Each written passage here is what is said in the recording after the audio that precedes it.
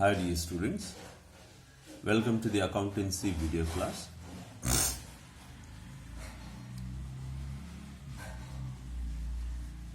In today's video,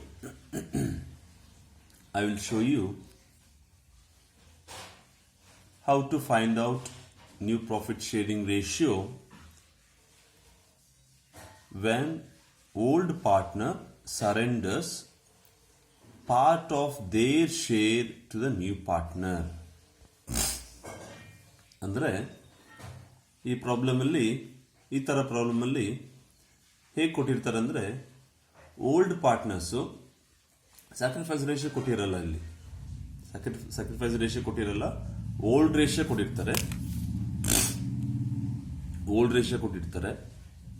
ಓಕೆನಾ? ಹಾಗೇನೆ sacrifice ratio find out ಮಾಡೋದಕ್ಕೆ ಒಂದು ಕ್ಲೂ ಕೊಟ್ಟಿರ್ತಾರೆ.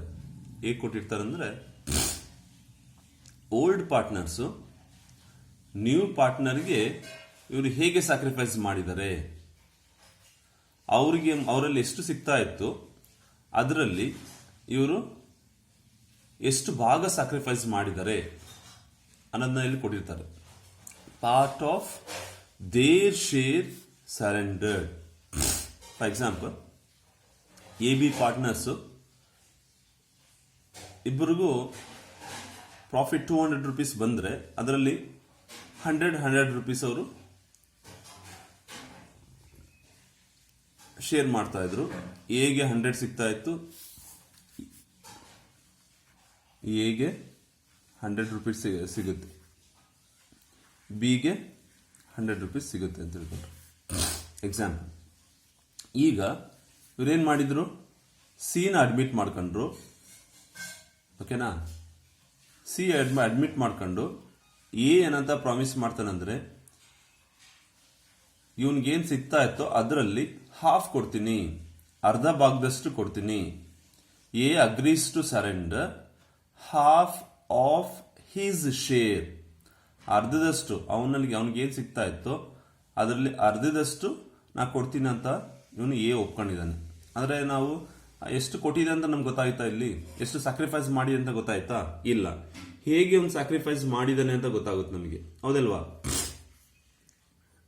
ಅಂದ್ರೆ ನಾವೀಗೇನು ಮಾಡ್ಬೇಕೀಗ, ಈ 100 ರೂಪೀಸ್ ಅಲ್ಲಿ ಇವನು ಎಷ್ಟು ಕೊಟ್ಟಿದ್ದಾನೆ ಅಂತ ಹೆಂಗ್ ಗೊತ್ತಾಗುತ್ತೆ ನಮಗೆ?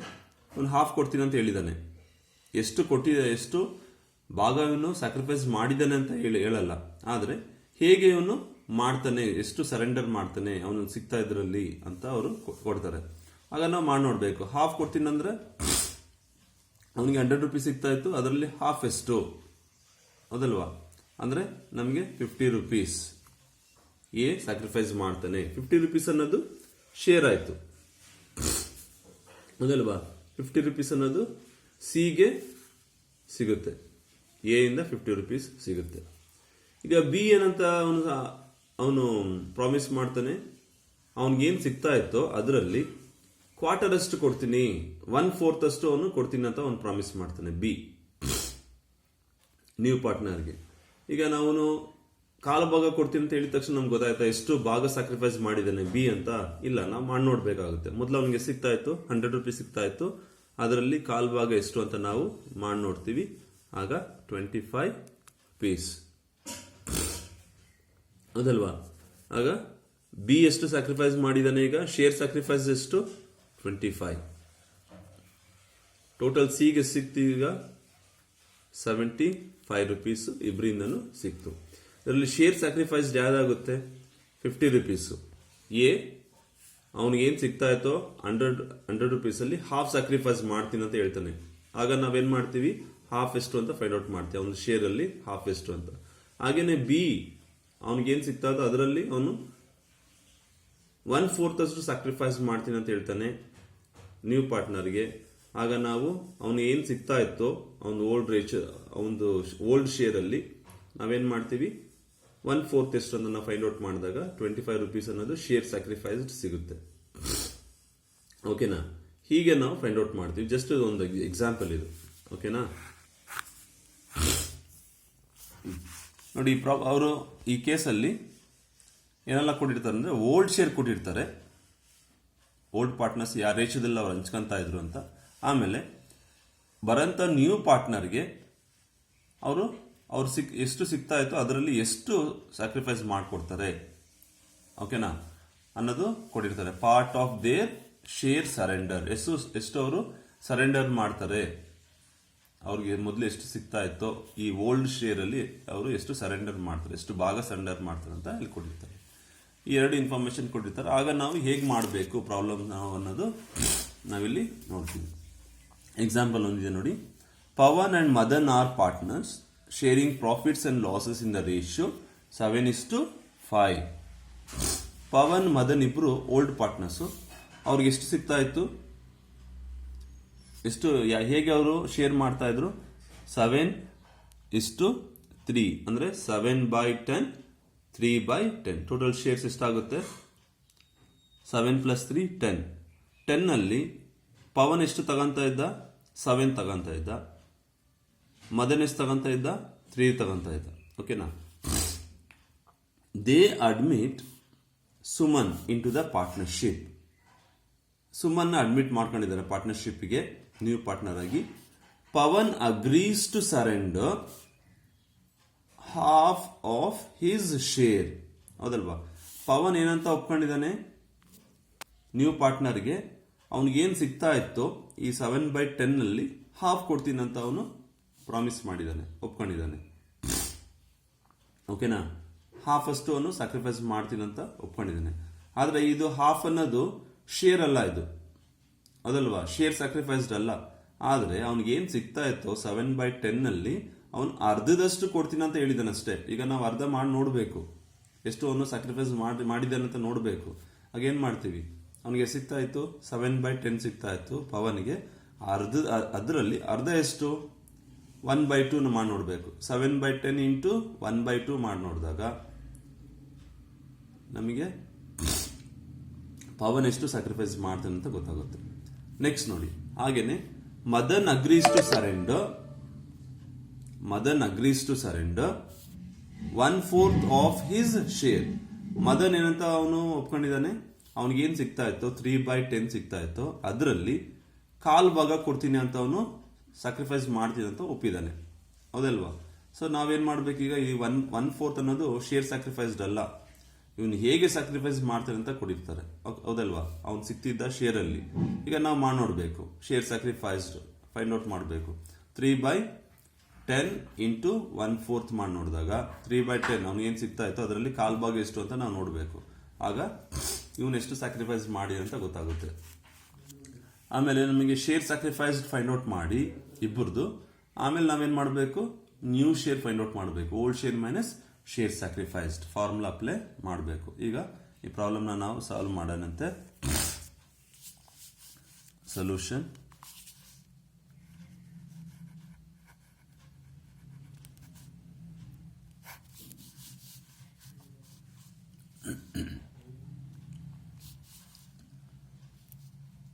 ಫಾರ್ಮುಲಾ ನಮಗೇನಿದೆ, ನಮ್ಮ ಫಾರ್ಮುಲಾ ಏನಿದೆ, new share equals old share minus share sacrificed. ಹೌದಲ್ವಾ. ನಮಗೆ ಶೇರ್ ಸ್ಯಾಕ್ರಿಫೈಸ್ಡ್ ಬೇಕಾಗಿದೆ. ಸೊ ಈಗ ನಾವು ಶೇರ್ ಸ್ಯಾಕ್ರಿಫೈಸ್ಡ್ ಫೈಂಡ್ ಔಟ್ ಮಾಡಬೇಕು. Share sacrificed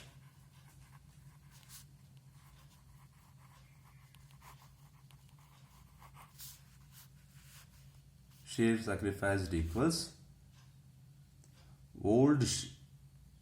old share into surrendered share.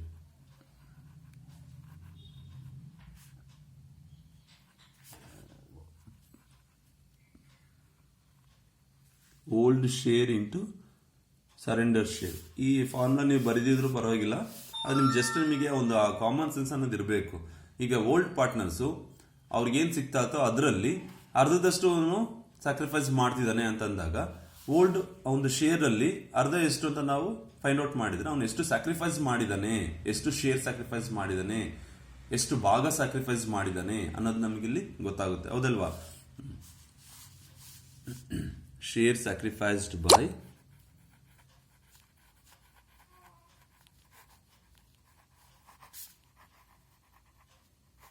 ಯಾರು, ಓಲ್ಡ್ ಪಾರ್ಟ್ನರ್ ಯಾರು? ಪವನ್. ಪವನ್ ಎಷ್ಟು ಸ್ಯಾಕ್ರಿಫೈಸ್ ಮಾಡಿದ್ದಾನೆ? ಅವನಿಗೆ ಸಿಗ್ತಾ ಇತ್ತು 7/10 ಸಿಗ್ತಾ ಇತ್ತು ಓಲ್ಡ್ ಶೇರ್. 7/10. ಈ 7/10 ಅಲ್ಲಿ ಅವನು ಎಷ್ಟು ಕೊಡ್ತಾನೆ? Pavan agrees to surrender half of his share. ಹೌದಲ್ವಾ? ಅವನಿಗೇನು ಸಿಗ್ತಾ ಇತ್ತು ಅದರಲ್ಲಿ ಹಾಫ್ ಕೊಡ್ತೀನಿ ಅಂತ ಹೇಳಿದ್ದಾನೆ. ಹೌದಲ್ವಾ? ಹಾಫ್ ಎಷ್ಟು ಅಂತ ನೋಡಬೇಕು. ಈ 7/10 ಅಲ್ಲಿ ಹಾಫ್ ಎಷ್ಟು? ಫಾರ್ ಎಕ್ಸಾಂಪಲ್ 100 ರೂಪಾಯಿ ಪವನ್ಗೆ ಸಿಗ್ತಾ ಇದೆ, ಅದರಲ್ಲಿ ಹಾಫ್ ಅವ್ನು ಕೊಡ್ತೀನಿ ಅಂತಂದ್ರೆ ನಾವೇನ್ ಮಾಡ್ತೀವಿ? 100 ರೂಪೀಸ್ ಇಂಟು 1/2 ಮಾಡಿ ನೋಡ್ತೀವಿ. ಹೌದಲ್ವಾ? ಆಗ 50 ರೂಪೀಸ್ ಅಂತ ಗೊತ್ತಾಗುತ್ತೆ. ಅದೇ ತರನೇ ಇಲ್ಲಿ 7/10 ಎಷ್ಟು ಸಿಗ್ತಾ ಇತ್ತು ಪವನ್ಗೆ, ಅದರಲ್ಲಿ ಹಾಫ್ ಎಷ್ಟು ನೋಡಬೇಕು. ನೋಡಿ 1/2. ಈಗ ನಮಗೆ ಇಂಟು ಇದ್ದಾಗ ನಾವು ಡೈರೆಕ್ಟ್ ಮಲ್ಟಿಪ್ಲೈ ಮಾಡ್ತೀವಿ. 7 1s are 7, 10 2s are 20. ಓಕೆನಾ? ಹಾಗೇನೆ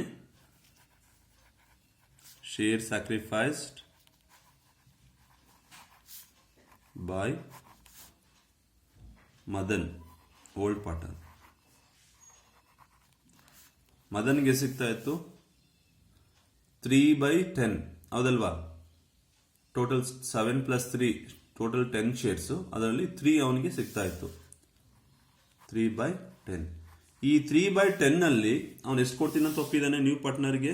ಮದನ್ ಅಗ್ರೀಸ್ ಟು ಸರೆಂಡರ್ 1/4 ಅಂದ್ರೆ ಕಾಲ್ಭಾಗ ಆಫ್ ಹಿಸ್ ಶೇರ್. ಅವನಿಗೆ ಏನ್ ಸಿಗ್ತಾ ಇತ್ತು ಶೇರ್ ಅಲ್ಲಿ ಕಾಲ್ಭಾಗ ಕೊಡ್ತೀನಿ ಅಂತ ಅವನು ಒಪ್ಪಿದ್ದಾನೆ. ಹೌದಲ್ವಾ? ಅಂದ್ರೆ 1/4. ಅವನಿಗೇನು ಸಿಗ್ತಾ ಇತ್ತು? 3/10 ಸಿಗ್ತಾ ಇತ್ತು, ಅದರಲ್ಲಿ ಕಾಲ್ಭಾಗ ಎಷ್ಟು? 1/4 ಇಂಟು 1/4 ಮಾಡಿ ನೋಡ್ತೀವಿ. ಹೌದಲ್ವಾ? ನೋಡಿ, ಇಂಟು ಇದ್ದಾಗ ನಾವೇನ್ ಮಾಡ್ತೀವಿ? ಡೈರೆಕ್ಟ್ ಮಲ್ಟಿಪ್ಲೈ ಮಾಡ್ತೀವಿ. 3 1s are 3, 10 4s are 40, 10 4s are 40. ಓಕೆನಾ?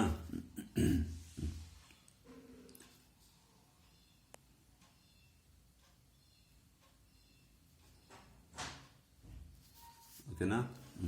ನೋಡಿ, ಈಗ ಇಲ್ಲಿ ಡಿನಾಮಿನೇಟರ್ ಇಲ್ಲಿ 40 ಬಂದಿದೆ, ಇಲ್ಲಿ 20 ಬಂದಿದೆ. ಶೇರ್ ಸ್ಯಾಕ್ರಿಫೈಸ್ ನಮ್ಗೆ ಏನಿರಬೇಕು? ಎರಡು ಈಕ್ವಲ್ ಇರಬೇಕು. ಓಕೆನಾ? ನಾವು ಇದನ್ನ 20 ಮಾಡ್ಕೊಳೋದಕ್ಕಿಂತ, ಟೋಟಲ್ ಶೇರ್ಸ್ 40 ಇದೆ, ಅದನ್ನ 20 ಮಾಡ್ಕೊಳೋದಕ್ಕಿಂತ ಇದನ್ನ ನಾವೇನ್ ಮಾಡ್ಬೋದು? 40ಗೆ ಮಾಡ್ಕೊಳ್ಬಹುದು. ಹೌದಲ್ವಾ? ನೋಡಿ, ಇದೇ ತರನೇ ನೀವು ಟೋಟಲ್ ಶೇರ್ಸ್ 40ಗಿಂತ ಮಾಡ್ಕೊಳ್ಬಹುದು. ಯಾವ ತರ? ಆರ್ ನಮ್ಗೆ ಎಷ್ಟು ಬೇಕಾಗಿದೆ? ಟೋಟಲ್ ಶೇರ್ಸ್ 40ಗೆ ಬೇಕಾಗಿದೆ. 22s are 40. ಹೌದಲ್ವಾ? 7 2s are 14. ಗೊತ್ತಾಯ್ತಾ? ಇದೆಲ್ಲ ನೀವು ಬರೀ ನೆಸೆಸಿಟಿ ಇಲ್ಲ, ಜಸ್ಟ್ ನೀವು ಹಾಗೆ ಮೈಂಡಲ್ಲಿ ಮಾಡಬೇಕು. ಕ್ಲಿಯರಾ? ಇದು ನಿಮಗೆ ಗೊತ್ತಾಗ್ಲಿ. ನೀವು ಇದ್ರಲ್ಲಿ ಬರ್ಕೊಳ್ರಿ, ಪೆನ್ಸಿಲಲ್ಲಿ ಬರ್ಕೊಳ್ರಿ. ಇದನ್ನ ಪೆನ್ಸಿಲಲ್ಲಿ ಬರ್ಕೊಳ್ರಿ, ಆಗ ರಿವಿಷನ್ ಮಾಡ್ಕೊಳ್ಬೇಕಾದ್ರೆ ನಿಮಗೆ ಗೊತ್ತಾಗುತ್ತೆ. ಕ್ಲಿಯರಾ? ನೋಡಿ, 22s are 40. ನಮ್ಗೆ ಎಷ್ಟು ಬೇಕಾಗಿದೆ? ಟೋಟಲ್ ಶೇರ್ಸ್ಗೆ 40ಗೆ ಬೇಕಾಗಿದೆ. 40 ಬರ್ಕೊಳ್ರಿ ಇಲ್ಲಿ. 22s are 40, 2 7s are 14. ಓಕೆನಾ? ನೋಡಿ, ಟೋಟಲ್ ಡಿನಾಮಿನೇಟರ್ ಸೇಮ್ ಬಂತು. ಈಗ ಟೋಟಲ್ ಶೇರ್ಸ್ ಸೇಮ್ ಬಂತು. ಈಗ ನಮ್ಗೇನು ಸಿಕ್ತು? ಈಗ ಶೇರ್ ಸ್ಯಾಕ್ರಿಫೈಸ್ ಸಿಕ್ತು. ಶೇರ್ ಸ್ಯಾಕ್ರಿಫೈಸ್ ಎಷ್ಟು ಶೇರ್ನ ಸ್ಯಾಕ್ರಿಫೈಸ್ ಮಾಡಿದ್ದಾರೆ ಓಲ್ಡ್ ಪಾರ್ಟ್ನರ್ಸು ನ್ಯೂ ಪಾರ್ಟ್ನರ್ಗೆ ಅಂತ ಗೊತ್ತಾಯ್ತು. ಈಗ ಫಾರ್ಮುಲಾ ಅಪ್ಲೈ ಮಾಡಿ, ನ್ಯೂ ಶೇರ್ ಫೈಂಡ್ ಔಟ್ ಮಾಡಿ. ನ್ಯೂ ಶೇರ್ ಫಾರ್ಮುಲಾ ಏನಿದೆ? New share equals old share minus share sacrificed. ನೋಡಿ, ಇದು ಫಾರ್ಮುಲಾ ನೆನಪಿಟ್ಕೊಳ್ಬೇಕು. ಪ್ರಾಬ್ಲಮ್ ನೀವು ಸಾಲ್ವ್ ಮಾಡಿದಾಗ ಈ ಫಾರ್ಮುಲಾ ಬರೀಲೇಬೇಕು ಎಲ್ಲರೂ. ಓಕೆನಾ? ಇದನ್ನ ಬರೀಲೇಬೇಕು. ಇದಕ್ಕೆ 1 ಮಾರ್ಕ್ಸ್ ಇರುತ್ತೆ. ಟೋಟಲ್ ಪ್ರಾಬ್ಲಮ್ ನೀವು ಸಾಲ್ವ್ ಮಾಡಿದ್ರೆ 6 ಮಾರ್ಕ್ಸ್. ಆ 6 ಮಾರ್ಕ್ಸ್ ಅಲ್ಲಿ ನೀವು ಏನು ಈ ಫಾರ್ಮುಲಾ ನೀವು ಬರೆದ್ರೆ 1 ಮಾರ್ಕ್ ನಿಮಗೆ ಸಿಗುತ್ತೆ. ಓಕೆನಾ? ಇದು ನೀವು ಬರೆದ್ರೆ ಬರೀಬಹುದು, ಇಲ್ಲಾಂದ್ರೆ ಇಲ್ಲ. ಯಾಕಂದ್ರೆ ಇದು ಇದೆಯಲ್ವಾ, ಇದು ಜಸ್ಟ್ ನಿಮಗೆ ಏನು ನೆನಪಲ್ಲಿ ಇಟ್ಕೊಂಡ್ರೆ ಸಾಕು. ಓಕೆನಾ? ಏನು old partner surrender half of his share ಅಂತ ಬಂದ್ರೆ, ಪಾರ್ಟ್ ಆಫ್ ದೇರ್ ಶೇರ್ ಅಂತ ಬಂದ್ರೆ, ಆಗ ನಿಮ್ಗೆ ಗೊತ್ತಾಗುತ್ತೆ ಅವ್ರಿಗೇನ್ ಸಿಗ್ತಾ ಇತ್ತು ಅದರಲ್ಲಿ ಅರ್ಧದಷ್ಟು ಅವ್ರು ಸ್ಯಾಕ್ರಿಫೈಸ್ ಮಾಡ್ತಾರೆ. ಸೊ ಅವ್ರಿಗೆ ಏನ್ ಸಿಗ್ತಾ ಇತ್ತು ಓಲ್ಡ್ ಶೇರು, ಅದರಲ್ಲಿ ಅರ್ಧ ಎಷ್ಟು ಅಂತ ನಾವು ಈ ತರ ಎಷ್ಟು ನಿಮಗೆ ಒಂದು ಐಡಿಯಾ ಬರುತ್ತೆ. ಓಕೆನಾ, ಇದನ್ನ ನೀವು ನೆನಪಲ್ಲಿ ಇಟ್ಕೊಂಡಿದ್ರು ಪರವಾಗಿಲ್ಲ. ಆದ್ರೆ ಮೈನ್ ಫಾರ್ಮುಲಾ ಏನಿದೆ, ನ್ಯೂ ಶೇರ್ ಫಾರ್ಮುಲಾ ಏನಿದೆ, old share minus share sacrifice. ಇದು ಮಾತ್ರ ನೆನಪಲ್ಲಿ ಇಟ್ಕೊಂಡಿರ್ಬೇಕು, ಬರೀಲೇಬೇಕು. ಓಕೆನಾ, ಈ ಪ್ರಾಬ್ಲಮ್ ಸಾಲ್ವ್ ಮಾಡಬೇಕಾದ್ರೆ ಈಗ ಫೈಂಡ್ ಔಟ್ ಮಾಡಿ. New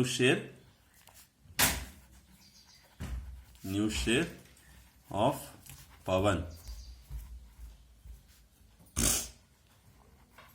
new share of Pavan. So old share ಎಷ್ಟಿದೆ, ಒಂದು ಓಲ್ಡ್ ಶೇರ್ 7/10 ಇದೆ, ಹೌದಲ್ವಾ? ಓಲ್ಡ್ ಶೇರ್ ಎಷ್ಟಿದೆ, 7/10 ಇದೆ. 7/10 ಮೈನಸ್ಗೆ minus share sacrifice find out ಮಾಡಿದ್ವಿ ಈಗ. 14/40, ಹೌದಲ್ವಾ?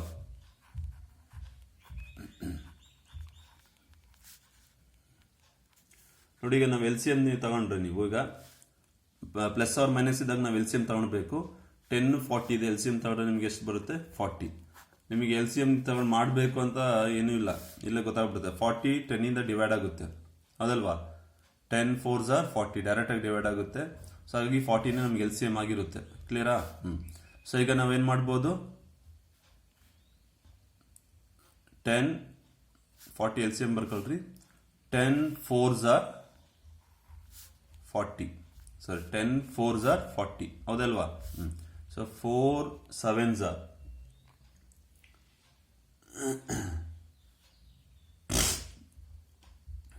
4 7s are ಎಷ್ಟು ನೋಡಿ, 10 4s are 40, ಓಕೆನಾ? 4 7s are 28, ಓಕೆನಾ? ಮೈನಸ್ಗೆ ಮೈನಸ್ ಹಾಕಿ, ನೆಕ್ಸ್ಟ್ ಇದು ಮುಗೀತು. ಮೈನಸ್ಗಿದೆ ಮೈನಸ್ ಹಾಕಿ.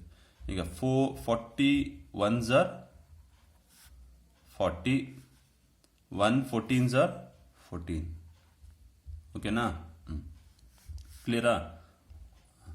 ಈಗ 28 ಅಲ್ಲಿ 14 ಹೋದ್ರೆ ಎಷ್ಟು, 14/40.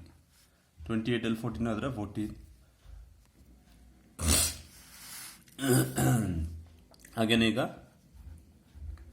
New share of Madan,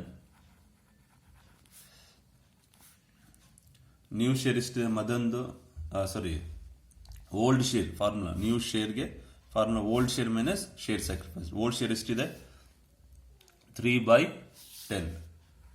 3/10 ಮೈನಸ್ಗೆ minus ಹಾಕಿ. ಈಗ ಶೇರ್ ಸ್ಯಾಕ್ರಿಫೈಸ್ ಎಷ್ಟು ನೋಡಿ, ಶೇರ್ ಸ್ಯಾಕ್ರಿಫೈಸ್ಡು 3/40. LCM ನೋಡಿ, LCM ನಮ್ಗೆ ಸೇಮ್ 40ನೇ ಬರುತ್ತೆ.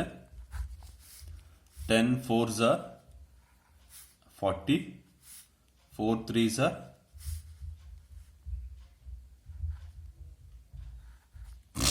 12, ಮೈನಸ್ಗೆ ಮೈನಸ್, ಓಕೆನಾ? ಈಗ ಇದು ಮಾಡಿ. 40 1s are 40, 1 3s are 3.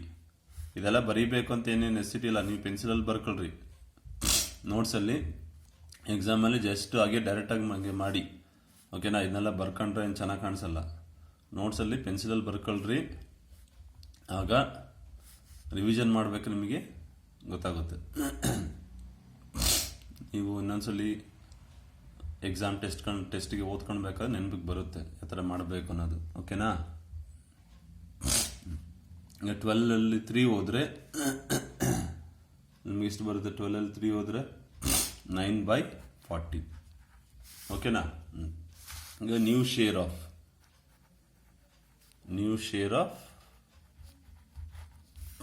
New partner ಯಾರು, ನ್ಯೂ ಪಾರ್ಟ್ನರು ಸುಮನ್ ಎಷ್ಟು ಶೇರ್ ಅಂತ ಕೊಟ್ಟಿಲ್ಲ ಅವರು, ಹೌದಲ್ವಾ? Suman new partner, new share of Suman. ಈಗ ನ್ಯೂ ಪಾರ್ಟ್ನರ್ ಎಷ್ಟು ನಾವು ನ್ಯೂ ಶೇರ್ ಅಂತ ಫೈಂಡ್ ಔಟ್ ಮಾಡಬೇಕು. ಇವಾಗ ಪವನ್ 14 ಸರೆಂಡರ್ ಮಾಡಿದ್ದಾನೆ, ಹಾಗೇನೆ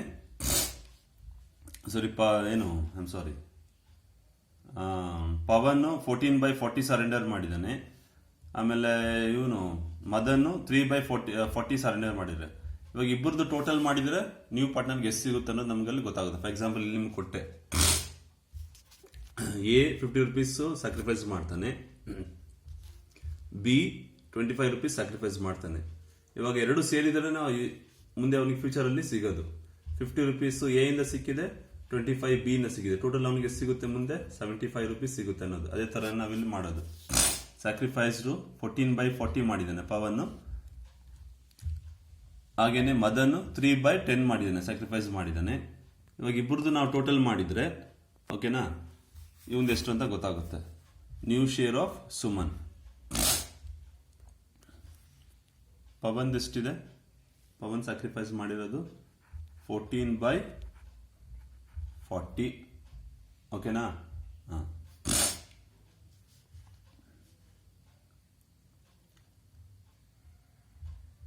ಬೇಕಾದ್ರೆ ಬರ್ಕೊಳ್ರಿ. Share sacrificed by Pawan, share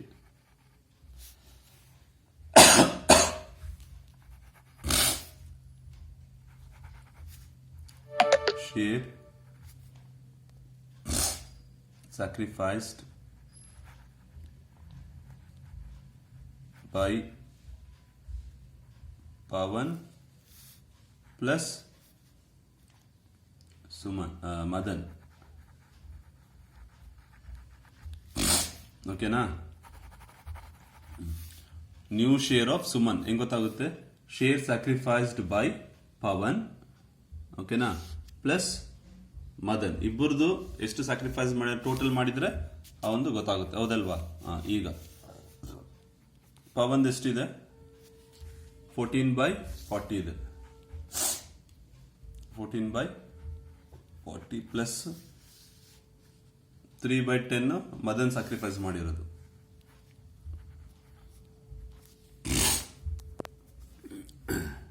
ಈಗ LCM ಎಷ್ಟಾಗುತ್ತೆ, 40 ಆಗುತ್ತೆ ಓಕೆನಾ. ಸೊ ಈಗ 40 1s are 40, 40 1s are 40 ಹೌದಲ್ವಾ. 1 4s are 14 ಪ್ಲಸ್ ಇದೆ, ಪ್ಲಸ್